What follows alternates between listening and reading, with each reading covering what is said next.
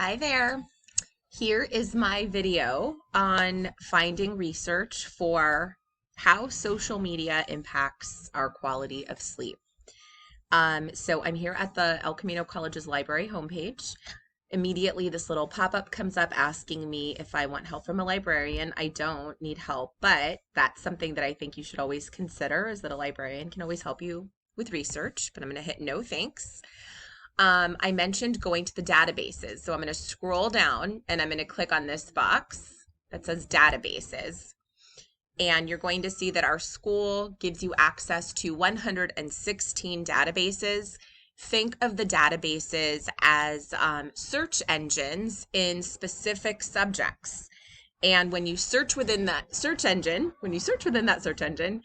you get access to sometimes hundreds of academic journals and or peer-reviewed journals. And so just a quick word about that before I start my search. An academic journal is published periodically. It's typically intended for an academic audience in a specific field. And sometimes those are peer-reviewed. And so that means experts in that field reviewed that research that was published before it was published to make sure that it was accurate. So think of it as like a group of experts fact checking the work of the person that wants to publish in that journal. So a website doesn't have as thorough of information as an academic journal would. A website may quote an academic journal from time to time if they want to include research. But if you want some strong research, it's always good to go to an academic journal and or a peer-reviewed journal. So for my class, I always like to start with Academic Search Complete. It's very broad in the areas that we cover in English class. So, but you'll see that there are other databases that specify in other areas like archaeology or nursing. But we're going to go to Academic Search Complete, and I'm going to type in social media and sleep. So just do a basic search, and I've ended up with 674 results. So I'd like to limit that a little bit. So I'm going to go over here to the left, and I'm going to click on Limit to Full Text. Sometimes I also play with the dates. I don't need something, nor do I want something for this research from 2002, so I might limit it to, let's say, 2015. 2015 to 2022, that brings me down to 238 hits, and that's something more workable, right? I can work with that much research.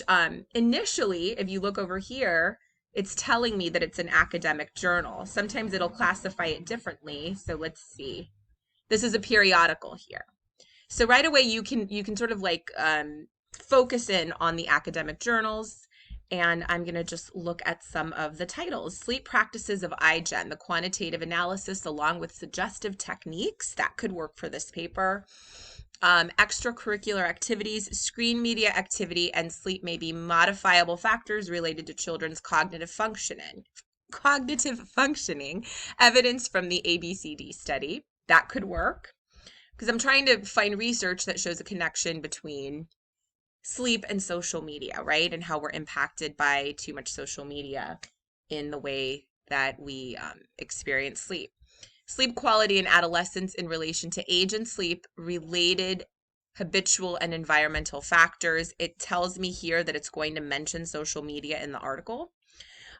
So why don't let's look at this one. The role of Facebook intrusion, depression, and future time perspective in sleep problems among adolescents. That one actually looks like it could work.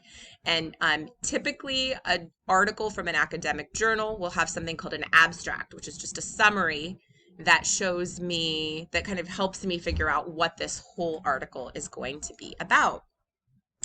And then when I'm ready to read the full article, I click over here on full PDF, and there it is. It's telling me it's 12 pages. Typically, an academic journal publishes articles that can be very thorough and sometimes lengthy.